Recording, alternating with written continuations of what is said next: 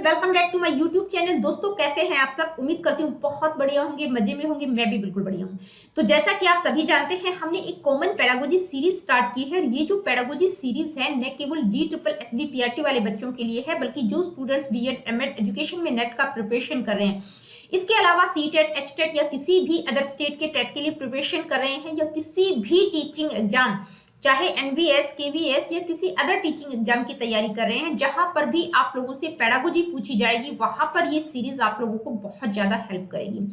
और आप सभी जानते हैं, पिछली वीडियो में हमने ICT का टॉपिक बिल्कुल कंप्लीट कर लिया है। ICT पर एक महा मैराथन वीडियो भी मैंने बनाई है, 8 घंटे की वो वीडियो अगर आप लोगों ने देख ली तो ICT का कोई भी टॉपिक आपका मिस नहीं होगा। यानी कि UGC नेट पेपर 1 में जो आपका एक पर्टिकुलर यूनिट है ICT का, उसका सिलेबस अगर आप देखेंगे तो पूरा का पूरा सिलेबस थोरोली मैंने करवाया है। ठीक है, एक एक सब टॉपिक के ऊपर एक एक डिटेल वीडियो मैंने बनाया है। तो ICT की अगर वो महा मैराथन वीडियो आप लोगों ने देख ली तो कुछ भी आपका मिस नहीं होगा, चाहे आप किसी भी टीचिंग एग्जाम की तैयारी कर रहे हो। और आज हमने एक नया टॉपिक स्टार्ट किया है, वो टॉपिक है कम्युनिकेशन का, यानी कि संप्रेषण क्या होता है। देखिए, कम्युनिकेशन की अगर मैं बात करूं तो ये टॉपिक आपको B.Ed M.Ed DLED जो कर रहे हैं, BLED कर रहे हैं, यानी कि एजुकेशन से रिलेटेड टॉपिक है, UGC नेट का प्रिपरेशन कर रहे हैं, हर जगह आपको कम्युनिकेशन का टॉपिक देखने को मिलेगा। ठीक है, तो कम्युनिकेशन को बिल्कुल थोरोली मैं डिटेल में करवाऊंगी। कम से कम 3 या 4 वीडियोस बनेगी कम्युनिकेशन के ऊपर, और कुछ लास्ट में हम क्वेश्चंस को भी डिस्कस करेंगे। ठीक है, तो आज की इस वीडियो में कम्युनिकेशन से रिलेटेड हम क्या क्या करने वाले हैं, यानी कि कम्युनिकेशन को हम समझेंगे कि ये जो कम्युनिकेशन शब्द है इसका मतलब क्या है, इसकी कुछ डेफिनेशंस के बारे में जानेंगे, इसका ऑब्जेक्टिव्स क्या है, nature and characteristics, effective communication क्या होता है। ठीक है, कम्युनिकेशन तो हम करते हैं, लेकिन इफेक्टिव कम्युनिकेशन क्या होता है, उसके लिए क्या क्या की एलिमेंट्स होने चाहिए। और इसके बाद हम बात करेंगे 7 C's ऑफ इफेक्टिव कम्युनिकेशन, यानी कि इफेक्टिव कम्युनिकेशन में 7 C's कौन कौन से हैं, 7 C आते हैं, वो 7 C कौन कौन से हैं।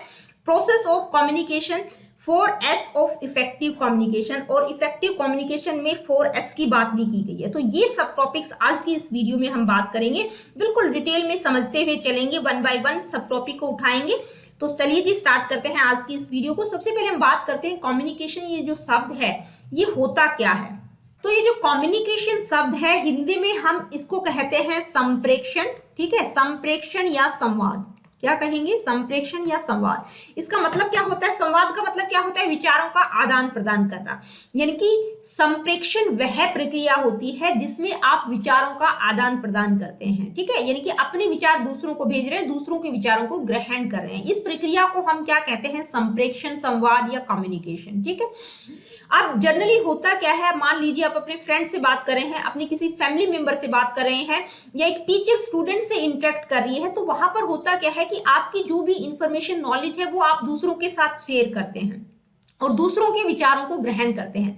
अब सामने वाले को आपकी जो नॉलेज है, मान लीजिए उसके बारे में आपकी कोई इंफॉर्मेशन है, आप सामने वाले से बात कर रहे हैं, तो उसको कुछ अच्छा नहीं लगता, तो हो सकता है वो आपको फीडबैक भी प्रदान करेगा। तो क्या है, यानी कि इसमें होता क्या है, अपनी नॉलेज विचारों को शेयर करना और दूसरों के विचारों को ग्रहण करना, इस प्रक्रिया को हम कहते हैं संप्रेषण या संवाद। तो कम्युनिकेशन में होता क्या है, यानी कि exchange of information, thoughts and ideas, यानी कि आपके जो भी थॉट्स, आइडियाज, इंफॉर्मेशन है, उनको आप किसी दूसरे के साथ एक्सचेंज करते हैं, विचारों का आदान प्रदान करते हैं। अब ये जो कम्युनिकेशन शब्द है ये कहां से डेराइव्ड हुआ है। ठीक है, यानी कि इसमें होता क्या है, communication means the exchanging of information by speaking, writing और यूजिंग सम अदर मीडियम्स, यानी कि आप अपने विचारों को आप या तो बोलकर शेयर करते हैं, या लिखकर शेयर करते हैं, या किसी दूसरे माध्यम के द्वारा भी आप अपने विचारों को एक दूसरे के साथ शेयर कर सकते हैं। यानी कि इंफॉर्मेशन को एक प्लेस से दूसरे प्लेस पर ट्रांसफर करते हैं, या एक पर्सन से दूसरे पर्सन को ट्रांसफर करते हैं, या एक ग्रुप से दूसरे ग्रुप को ट्रांसफर करते हैं। अब ये जो वर्ड है कम्युनिकेशन, भाई ये कहां से डेराइव्ड हुआ है। तो सबसे पहली बात की कौन सी भाषा का शब्द है, बहुत बार पूछा जाता है। ठीक है, आप लोगों ने देखा भी होगा, लैटिन भाषा का शब्द है। कम्युनिकेशन शब्द जो है लैटिन भाषा का शब्द है। अब ये जो कम्युनिकेशन शब्द है, इसके लिए 2 शब्दों का प्रयोग किया जाता है। कौन कौन से, ये दोनों ही लैटिन भाषा के शब्द हैं, कम्युनिस और कम्युनिकेयर। ठीक है, दोनों एक ही चीज है, एक नाउन है, यानी कि जो कम्युनिस है वो नाउन है, और कम्युनिकेयर क्या है, वर्ब है। अब कम्युनिस्ट का मतलब क्या होता है, कॉमन, यानी कि किसी चीज को कॉमन कर देना। भाई कोई बात है, कोई इंफॉर्मेशन है, अगर वो आप तक सीमित है तो वो पर्सनल है, लेकिन आप दूसरों के साथ शेयर कर देते हो तो वो क्या हो जाती है, कॉमन हो जाती है। कम्युनिकेट का मतलब क्या होता है, मेकिंग कॉमन, यानी कि किसी चीज को कॉमन बना देना, यानी कि आप अपनी इंफॉर्मेशन को जब दूसरों के साथ शेयर करते हो तो वो क्या हो जाती है, कॉमन हो जाती है। तो दोनों शब्दों का एक ही मतलब है, कभी आपको कम्युनिस्ट देखने को मिल जाएगा, कभी कम्युनिकेयर, ठीक है। तो जो कम्युनिस्ट है वो नाउन है और कम्युनिकेयर क्या है, वर्ब है, दोनों ही लैटिन भाषा के शब्द हैं। तो ये जो कम्युनिकेशन शब्द है इसको अगर हम कंक्लूड करें, ठीक है, तो कुछ इंपॉर्टेंट बातें हम कह सकते हैं। क्या क्या होता है कम्युनिकेशन, क्या होता है, कॉम्प्लेक्स प्रोसेस होता है जिसमें आप इंफॉर्मेशन, आइडियाज, थॉट्स कुछ चेंज करते हैं। वो जो भी इंफॉर्मेशन चेंज की जाती है वो इंडिविजुअल्स के बीच में भी हो सकती है, पर्टिकुलर ग्रुप के बीच में भी हो सकती है। क्या है, अब ये जो कम्युनिकेशन है वर्बल भी होता है और नॉन वर्बल भी होता है, यानी कि आप बोलकर और लिखकर भी आप अपने विचारों को शेयर कर सकते हैं, उसको हम कहेंगे वर्बल कम्युनिकेशन। और नॉन वर्बल कम्युनिकेशन में क्या होता है, बॉडी लैंग्वेज का प्रयोग करते हैं, जेस्चर्स, फेशियल एक्सप्रेशंस के थ्रू आप अपनी बात दूसरों को कन्वे करते हैं, उसको हम कहते हैं नॉन वर्बल कम्युनिकेशन। अब कम्युनिकेशन की डिफरेंट फॉर्म्स होती हैं, यानी कि अलग अलग रूप होते हैं। कौन कौन से, जैसे इंटरपर्सनल हो गया, इंट्रापर्सनल हो गया, मास कम्युनिकेशन हो गया, और इसके अलावा भी और बहुत सारे फॉर्म्स होते हैं कम्युनिकेशन के। तो इंटरपर्सनल का मतलब है कि भाई आप दूसरों के साथ अपने विचारों का आदान प्रदान कर रहे हैं। इंट्रापर्सनल का मतलब होता है आप खुद से ही कम्युनिकेट कर रहे हैं। कई बार क्या होता है कि हमारे आसपास कोई नहीं होता लेकिन फिर भी हमारे दिमाग में कम्युनिकेशन होता रहता है, या हम अपने आप से ही बात कर रहे होते हैं, तो उसको हम कहते हैं इंट्रापर्सनल। और मास कम्युनिकेशन का मतलब बहुत सारे लोगों के साथ कम्युनिकेट करना, जैसे नरेंद्र मोदी है वो भाषण दे रहे हैं, बहुत सारी मतलब मास का मतलब बहुत सारे लोगों को एक साथ कन्वे कर रहे हैं मैसेज को, तो उसको हम कहेंगे मास कम्युनिकेशन। देखिए कम्युनिकेशन हम सभी करते हैं, मान लीजिए दो फ्रेंड्स आपस में बात कर रहे हैं, उसको भी हम क्या कहेंगे, आपस में अपने विचारों का आदान प्रदान कर रहे हैं, तो वो भी कम्युनिकेशन है। लेकिन इफेक्टिव कम्युनिकेशन क्या होता है, जिसमें आप अपनी बात को बेहतर तरीके से दूसरों को समझा सकते हैं, ठीक है। मतलब आपस में अगर अच्छे तरीके से बातचीत की जाए तो एक तो रिलेशनशिप बेहतर होते हैं, रिजोल्विंग कॉन्फ्लिक्ट को रिजोल्व किया जा सकता है। मान लीजिए दो लोगों के बीच में कोई कॉन्फ्लिक्ट पैदा हो गया है, अगर आप आपस में बैठ के बेहतर तरीके से बात करेंगे तो वो कॉन्फ्लिक्ट रिजोल्व हो जाता है। मेकिंग इन्फॉर्म डिसीजंस, कोई भी डिसीजन लेना है या कोई कॉमन गोल को अचीव करना है, मान लीजिए जैसे कोई एजुकेशनल पॉलिसीज बनानी है तो वहां पर बहुत सारे लोग एक साथ बैठकर कम्युनिकेट करते हैं, तो कॉमन गोल को अचीव करने के लिए भी इफेक्टिव कम्युनिकेशन का होना बहुत जरूरी है। अब कम्युनिकेशन क्या होता है, कई बार तो हम क्या करते हैं, कॉन्शियसली कम्युनिकेट करते हैं, ठीक है, और कभी कभी अनकॉन्शियसली भी कम्युनिकेट कर लेते हैं। मान लीजिए हम मेट्रो में जा रहे हैं, हमारा मूड नहीं है लेकिन सामने वाले ने बातचीत स्टार्ट कर ली, हमारा मन नहीं था लेकिन फिर भी हम बात कर लेते हैं, तो अनकॉन्शियस और कॉन्शियस दोनों तरीके से हो सकता है। It is a dynamic process that adapts to different context, cultures and technological advancement। यानी कि ये जो कम्युनिकेशन है ये कैसी प्रक्रिया है, डायनेमिक है, चेंजेबल है, गतिशील है, यानी कि इस पर कल्चर, कॉन्टेक्स्ट और टेक्नोलॉजिकल एडवांसमेंट का प्रभाव पड़ता है। जैसे आप किसी डिफरेंट कल्चर में जाएंगे तो वहां पर आप अलग तरीके से कम्युनिकेट करेंगे, कॉन्टेक्स्ट किस संदर्भ में आप बात कर रहे हैं तो वहां पर आपका कम्युनिकेशन चेंज हो जाएगा। आप अपने फ्रेंड से बात करें तो अलग तरीके से करेंगे, किसी टीचर से बात कर रहे हैं तो अलग डिफरेंट तरीके से करेंगे, ठीक है। तो कॉन्टेक्स्ट, कल्चर और टेक्नोलॉजिकल एडवांसमेंट का प्रभाव पड़ता है, यानी कि ये जो प्रोसेस है ये डायनेमिक है, चेंजेबल है। Communication can be influenced by various factors, यानी कि लैंग्वेज, कल्चर, कॉन्टेक्स्ट, जो कि हमने अभी बात की, इन सब का प्रभाव पड़ता है कम्युनिकेशन पर। अब कम्युनिकेशन तो ठीक है लेकिन अगर मिस कम्युनिकेशन हो जाए तो क्या होगा, मान लीजिए आप किसी सामने वाले को कुछ बताना चाह रहे हैं लेकिन आपकी बात को उसने गलत तरीके से समझ लिया, ठीक है, आपका इंटेंशन नहीं था ऐसा लेकिन सामने वाला आपकी बात को समझ ही नहीं पाया, तो मिस कम्युनिकेशन हो जाता है, ठीक है, बीच में कॉन्फ्लिक्ट पैदा हो जाता है। तो बहुत जरूरी है कि जो कम्युनिकेशन है वो इफेक्टिव होना चाहिए, नहीं तो मिस कम्युनिकेशन के कारण क्या होगा, कॉन्फ्लिक्ट अराइज हो जाएगा, दो लोगों के बीच में, दो पार्टियों के बीच में, दो ग्रुप्स के बीच में। और आज के संदर्भ में अगर हम बात करें, यानी कि डिजिटल एज में, आज के युग में, इस डिजिटल युग में अगर हम बात करें तो भी कम्युनिकेशन में इलेक्ट्रॉनिक टूल्स का प्रयोग किया जाता है, यानी कि आज की डेट में हम ईमेल के थ्रू, वीडियो कॉन्फ्रेंसिंग के थ्रू, सोशल मीडिया के थ्रू अपनी बात को दूसरों के साथ शेयर करते हैं, ठीक है। तो ये क्या है, सोशल मीडिया हो गया या ईमेल हो गया या वीडियो कॉन्फ्रेंसिंग हो गया, ये क्या है, ये इलेक्ट्रॉनिक टूल्स हैं कम्युनिकेशन के। तो आई होप कि ये कम्युनिकेशन शब्द होता क्या है आप लोगों को समझ आया होगा।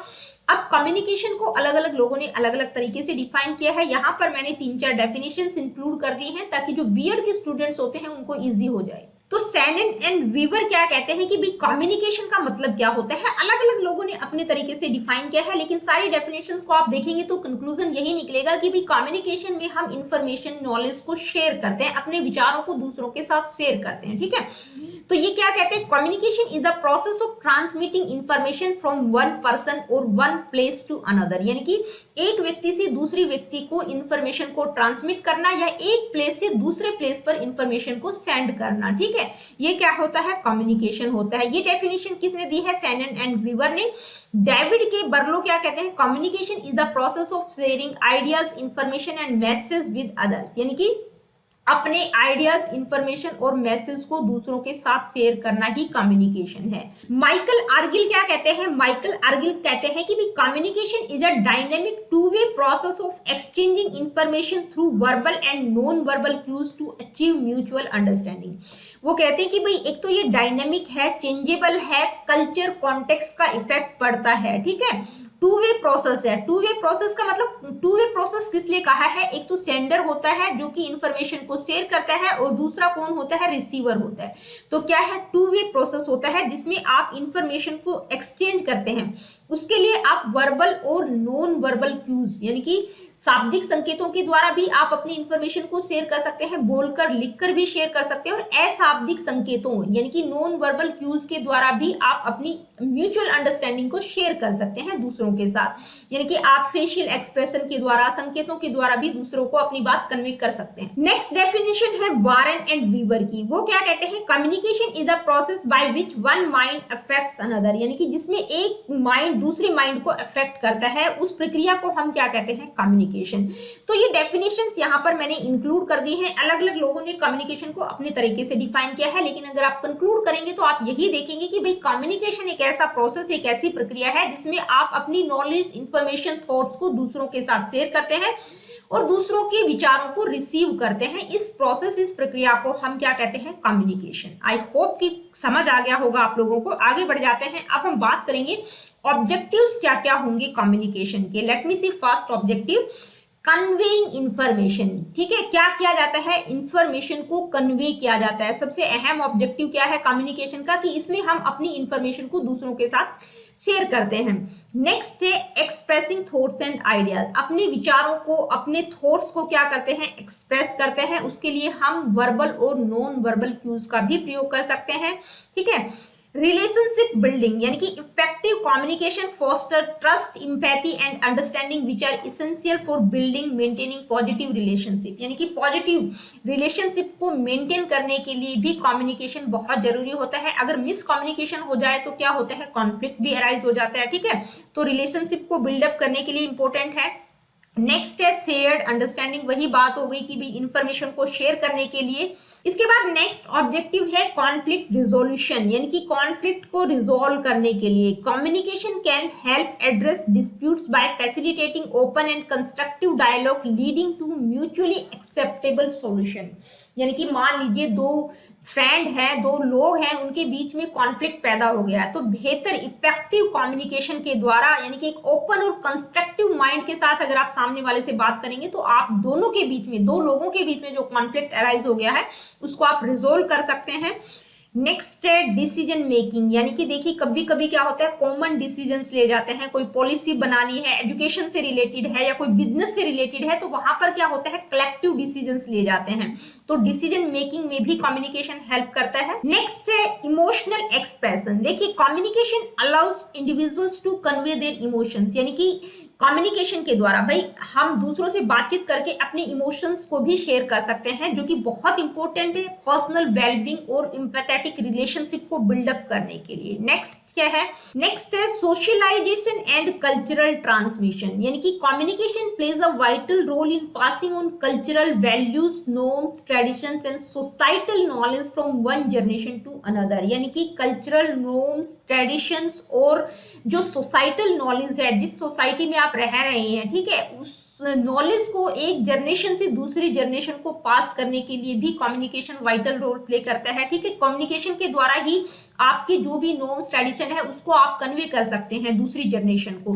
नेक्स्ट है self expression and identity formation, यानी कि अपने आप को डिफाइन करने के लिए, अपनी आइडेंटिटी को एक्सप्रेस करने के लिए, या आप जैसे लोग हैं आप उनसे कनेक्ट करना चाहते हैं तो उसमें कम्युनिकेशन का वाइटल रोल होता है। कम्युनिकेट करके ही आप दूसरों से कनेक्ट कर सकते हैं, अपने आप को डिफाइन कर सकते हैं, अपनी आइडेंटिटी को एक्सप्रेस कर सकते हैं। तो ये कुछ ऑब्जेक्टिव्स थे कम्युनिकेशन के। अब हम बात करेंगे nature and characteristics of communication, ये कि जो कम्युनिकेशन है इसकी प्रकृति है, इसकी कुछ विशेषताएं क्या होती है। ठीक है, कुछ कैरेक्टरिस्टिक्स के बारे में हम बात करेंगे।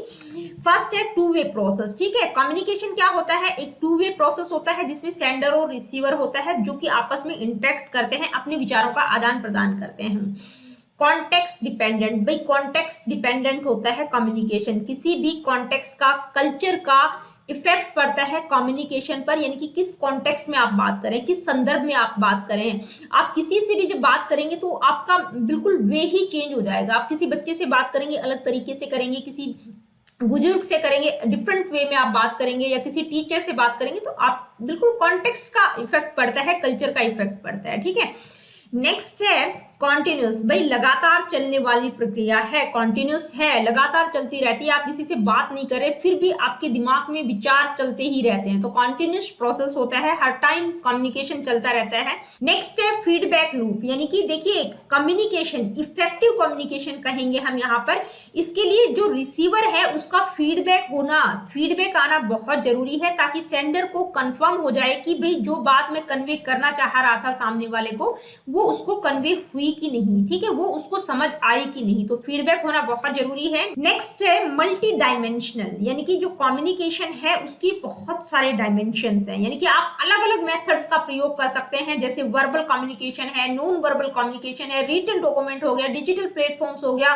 ठीक है, सोशल मीडिया के द्वारा आप कम्युनिकेट कर सकते हैं। तो कम्युनिकेशन क्या है, मल्टी डायमेंशनल है। तो ये थी कुछ कैरेक्टरिस्टिक्स कम्युनिकेशन की। आगे बढ़ जाते हैं, अब हम बात करेंगे इफेक्टिव कम्युनिकेशन की। देखिए कम्युनिकेशन तो हमने पढ़ा कि भाई कम्युनिकेशन होता क्या है, अब हम बात करेंगे ये इफेक्टिव कम्युनिकेशन क्या होता है।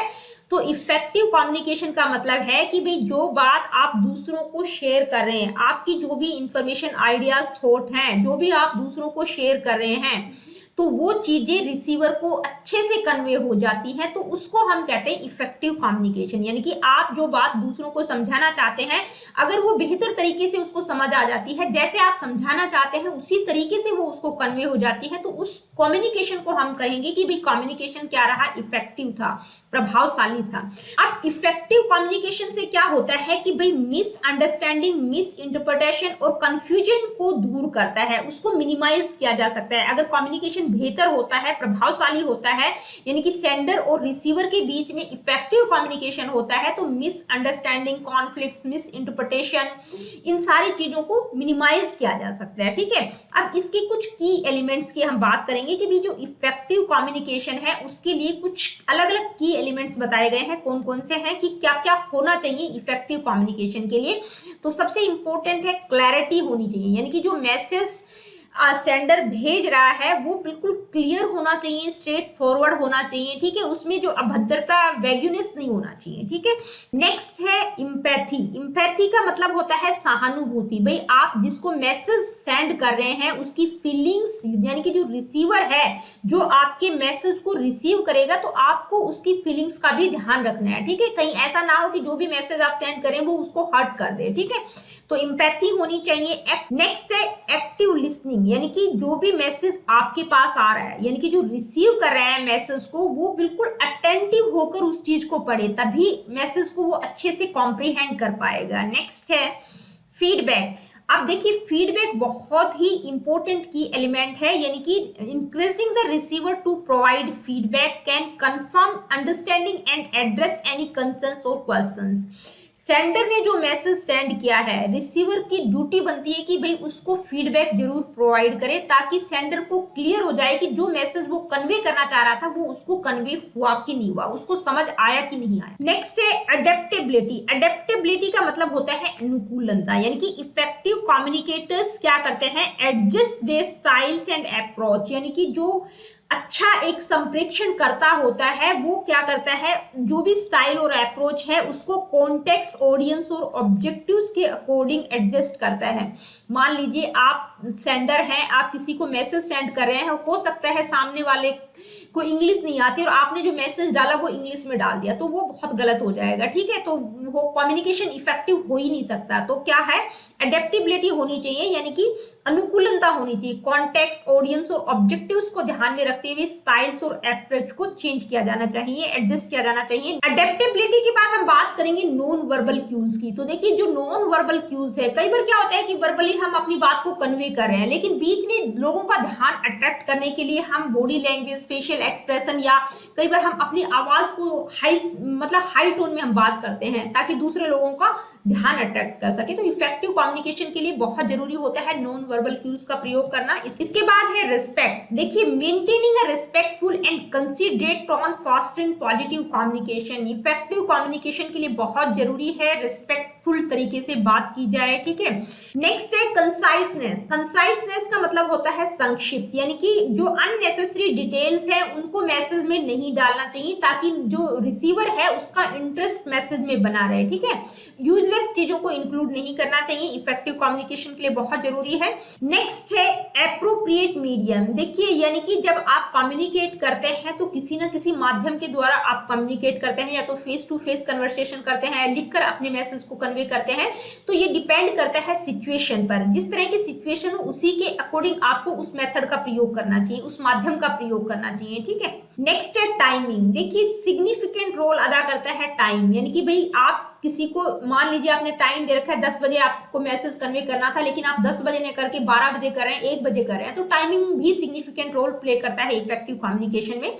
तो ये कुछ की एलिमेंट्स थे जो इफेक्टिव कम्युनिकेशन के लिए बहुत जरूरी है। इन सारी चीजों का ध्यान रख के आप जो कम्युनिकेट कर रहे हैं, जो भी इंफॉर्मेशन को शेयर कर रहे हैं, उसको आप इफेक्टिवली शेयर कर सकते हैं, ठीक है। यानी कि जो दो लोगों के बीच में, दो ग्रुप्स के बीच में जो भी कम्युनिकेशन होगा वो बेहतर होगा, इफेक्टिव होगा। इफेक्टिव कम्युनिकेशन के बाद अब हम बात करेंगे प्रोसेस ऑफ कम्युनिकेशन, यानी कि ये जो संप्रेषण है इसका एक पूरा का पूरा प्रोसेस होता है। उस प्रक्रिया में कौन कौन से स्टेप्स आ जाएंगे, आप स्टेप्स भी कह सकते हैं, स्टेजेस भी कह सकते हैं, फेजेस भी कह सकते हैं, या प्रोसेस ऑफ कम्युनिकेशन भी कह सकते हैं, ठीक है। किसी भी तरह से आपसे क्वेश्चन पूछा जा सकता है।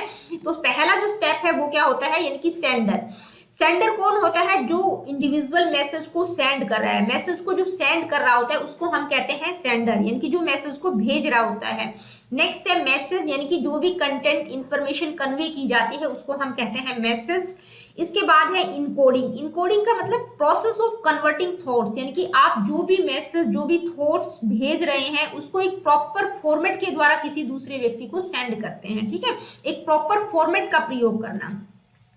इसके बाद है मीडियम। भाई आप जो भी अपने विचारों को, थॉट्स को, इंफॉर्मेशन को सेंड कर रहे हैं तो किस माध्यम के द्वारा आप उसको सेंड करेंगे, फेस टू फेस कर रहे हैं, रिटन डॉक्यूमेंट का प्रयोग कर रहे हैं, ईमेल के द्वारा सेंड कर रहे हैं, ठीक है, विजुअल मीडिया या डिजिटल प्लेटफॉर्म्स के द्वारा आप अपने मैसेज को कन्वे कर रहे हैं। नेक्स्ट है रिसीवर, ठीक है। रिसीवर का मतलब जिसको मैसेज सेंड किया जाता है, जो मैसेज को रिसीव करता है उस व्यक्ति को हम कहते हैं रिसीवर।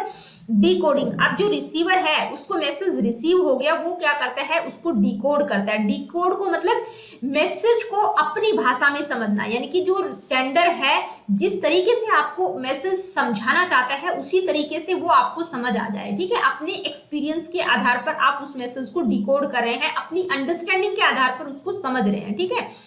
इसके बाद है फीडबैक। देखिए फीडबैक बहुत इंपॉर्टेंट पार्ट है कम्युनिकेशन प्रोसेस का। विदाउट फीडबैक के ये जो कम्युनिकेशन प्रोसेस है ये एक तरह से अधूरा है। मान लीजिए सेंडर ने जो मैसेज भेजा है वो रिसीवर को अगर समझ ही नहीं आया, अगर रिसीवर कुछ फीडबैक प्रोवाइड ही नहीं करेगा तो सेंडर को कुछ पता ही नहीं चलेगा कि भी जो मैसेज मैं कन्वे करना चाह रहा था वो सामने वाले को समझ आया भी कि नहीं। तो फीडबैक बहुत इंपॉर्टेंट है। तो ये पूरा का पूरा प्रोसेस होता है कम्युनिकेशन का, जिसमें क्या क्या होता है, sender, message, encoding, medium, receiver, decoding और फीडबैक, ठीक है। ये आप स्टेप्स भी कह सकते हो, स्टेजेस भी कह सकते हो। आगे बढ़ जाते हैं, अब हम बात करेंगे 7 C's ऑफ इफेक्टिव कम्युनिकेशन, यानी कि प्रभावशाली संप्रेषण के लिए 7 C's बताए गए। कौन कौन से 7 C की बात की गई है? पहला है क्लियरनेस। देखिए यहाँ पर मैं आप लोगों को बता दूं कि ये जो है ना, इनकी कोई सीक्वेंस नहीं है, लेकिन ये 7 C आपको याद होने चाहिए, ठीक है ना। कोई सीक्वेंस में नहीं है, आगे पीछे आप इनको कर सकते हैं, लेकिन आपको पता होना चाहिए क्योंकि जब पेपर में क्वेश्चन पूछा जाता है तो इनमें से ना 4-5 ऑप्शन में दे दिए जाएंगे आपको, जैसे क्लैरिटी होनी चाहिए, क्लियरनेस होना चाहिए, कॉन्क्रीटनेस होना चाहिए, कंसाइसनेस, या कुछ और एक गलत डाल देंगे, सी से जो वर्ड स्टार्ट होता होगा। तो आपको ये 7 के 7 याद होने चाहिए, तभी आप करेक्ट कर पाएंगे। फर्स्ट है क्लियरनेस। देखिए क्लियरनेस का मतलब है कि भी जो भी मैसेज है वो क्लियर होना चाहिए, उसमें कंफ्यूजन नहीं होना चाहिए, यानी कि सिंपल और स्ट्रेट फॉरवर्ड लैंग्वेज का प्रयोग करना चाहिए। इसके बाद है कंसाइसनेस। कंसाइसनेस का मतलब संक्षिप्त होना चाहिए, शॉर्ट होना चाहिए, अननेसेसरी डिटेल्स उसमें नहीं होनी चाहिए। नेक्स्ट है कॉन्क्रीटनेस। कॉन्क्रीटनेस का मतलब है using specific facts, examples and details to support the message, making it more tangible, यानी कि बिल्कुल डेफिनेट होना चाहिए। ये नहीं कि भाई आपने एक बार कुछ बताया, दूसरी बार जब आप उसको एक्सप्लेन करें तो कुछ और ही बता रहे हैं, यानी कि स्पेसिफिक होना चाहिए, डेफिनेट होना चाहिए, ठीक है, स्थूलता होनी चाहिए उसमें।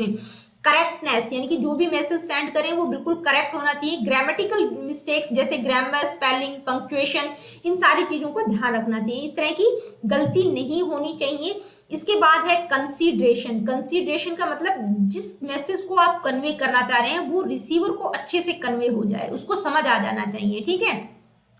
नेक्स्ट है कंप्लीटनेस। आधा अधूरा मैसेज नहीं होना चाहिए, ठीक है, यानी कि मैसेज सामने वाले को पता ही नहीं चले कि वो पूछना क्या चाह रहा है या क्या बताना चाह रहा है। तो मैसेज क्या होना चाहिए, बिल्कुल कंप्लीट होना चाहिए, उसमें जो भी इंफॉर्मेशन है वो कंप्लीट होनी चाहिए।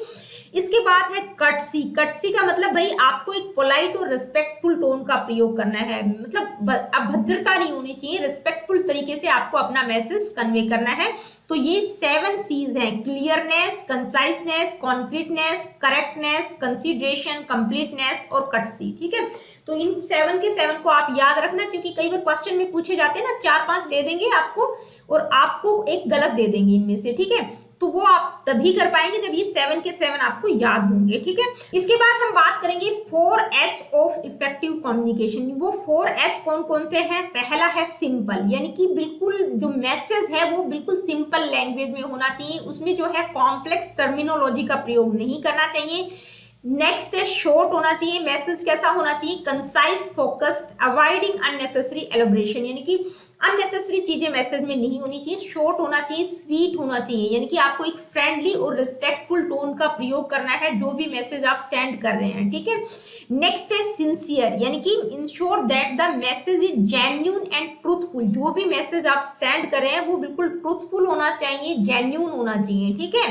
तो इफेक्टिव कम्युनिकेशन के लिए 4S कौन कौन से हैं? सिंपल, शॉर्ट, स्वीट और सिंसियर, ठीक है। तो दोस्तों आज की वीडियो में इतना ही, मिलती हूँ आप लोगों से अपनी अगली वीडियो में। Really good, take care of yourself. देखिए अगर वीडियो सेशंस आप लोगों को पसंद आते हैं तो please like, share and do subscribe the education classes. किसी प्रकार का क्वेश्चन, क्वेरीज, फीडबैक आप मुझे देना चाहते हैं, do comment in the comment section. अगली वीडियो में कम्युनिकेशन से रिलेटेड कुछ और सब टॉपिक्स को हम डिस्कस करेंगे।